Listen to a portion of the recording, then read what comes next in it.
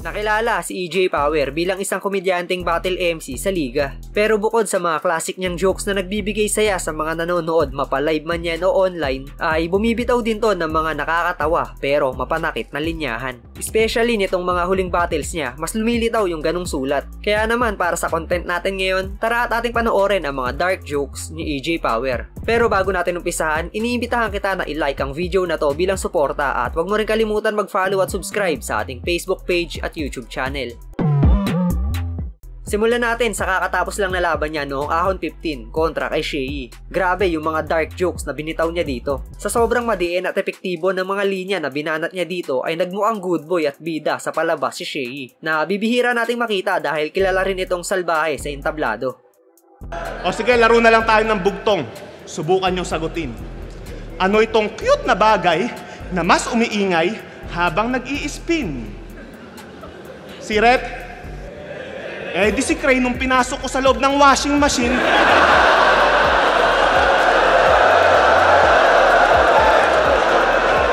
Sa sobrang itim ng aking budhe, yung sayo mamumuti. Mas kupal pa ako sa pasaherong hindi nagbayad tapos nang hingi pa ng sukli. Kaya kung usapang dark humor lang, hindi uubra yung pang bonjing mong dating dahil mas pangit pa yung gagawin ko sa'yo kaysa sa anak ni Bossing at Pauline.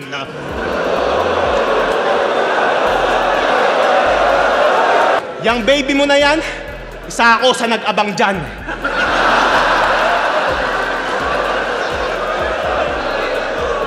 Paborito kong gawin, kilitiin yung paa niya nung nasa loob pa lang siya ng tiyan. Mas malala pa yung aabutin niya sa mga inabuso ni Michael Jackson. Maglalaro kami ng close open, peekaboo, combo ni Mike Tyson.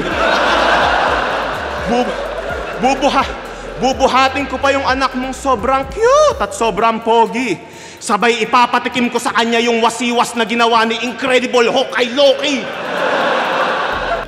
Bata ka pa lang daw kasi yung pagmumukha mo mukhang magdadala na ng consummation.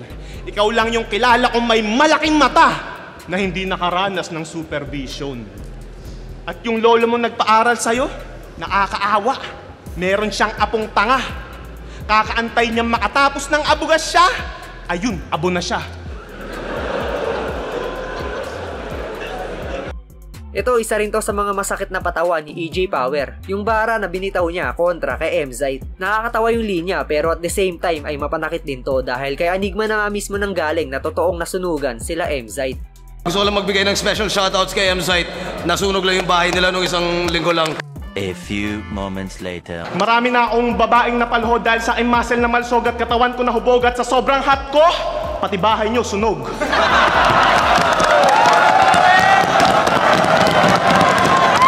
Si Paawa 13, nasagad sa pagka-stupid. Pagka-release ng laban yan, matik, may clip agad sa Facebook, malungkot na piano yung background music. Ako may pinakamaraming panalo. Paano na lang kung masaya pa ako?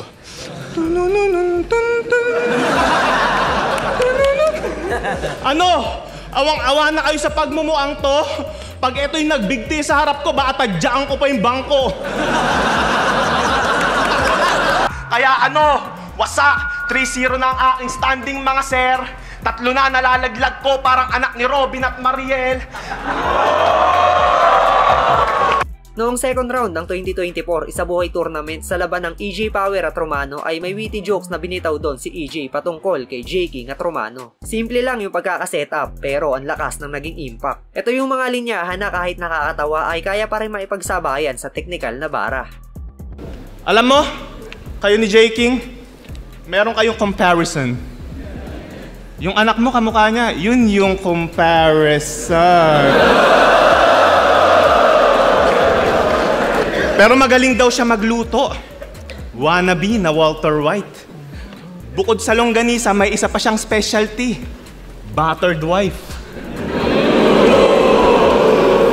Pero may bago na daw siyang shota. Hahahay! Miss, mag-iingat ka na ko. Iba trip niyan kapag palo. Malalaman mong nang bababae yan pag may nakita ang lipstick sa kamao.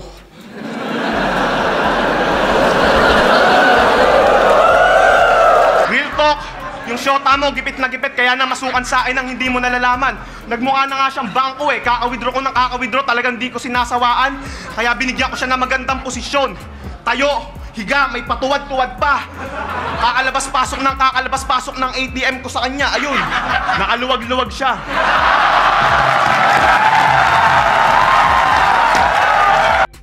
Itong linya ni EJ na binanat niya kontra kay Abra ay maihahalin tulad din sa bara na binitaw niya kay Emzite. Dahil noong mga panahon na to ay totoong na maalam yung mother ni Abra at ginamit itong pyesa ni EJ Power. Dede, seryoso. Nakita ko yung drama mo sa FB. Yung mama mo na nasa heaven, na panaginipan mo daw nung November 27. Alam mo magandang gawin mo, tol?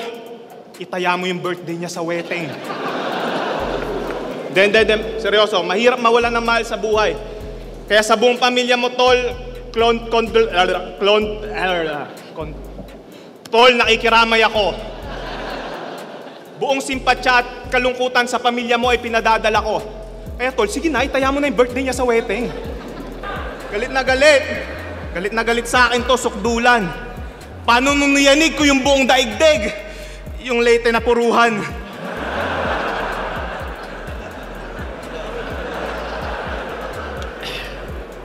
Nagpunta ako sa lugar nila. Kala ko nasa Area 51 ako. Daming lumilipad sa ere. Kala ko mga UFO, puta, mga bubungan lang pala sa Leyte. Kaya pala nagtatawag ka ng old gods kasi lagi kayong binabagyo. Summer na summer sa summer, binabaha sa inyo. Kaya ano pang iyayabang sa akin ang putang inang to? Hinaharap mo bagyo? Hinaharap ko snow. Pero gumaganda na yung panahon. Makakabangon na kayo ngayon. Joke lang, ngayon paputok na bulkang mayon. Yung intro lines ni EJ Power sa naging laban nila ni GL ay isa ring dark jokes na matatawag. Kumbaga, matatawa tayo pero mapapailing din. Matagal na akong kumikitil sa Manila. Mula pa nung Ahon 6. Di ka na magre-regenerate kahit mag-type ng bago Vicks. Umiwas ka man sa bala ko, lumemborak Malakiano ribs. Ang ending mo pa rin, airpods ni Jano Gibbs. Ano kayang gagawin itong Booksmart kapag binarubal ko na sa kalye? Tatapak-tapakan na parang tae hanggang mawasak ang imahe. Para ang dinaganan ng elepante at inapakan ng higante. Sa sobrang grabe ng atake at ginawa kong pananalbahe, pati si Enigma mapapareminis kung paano siya ginulpi dati.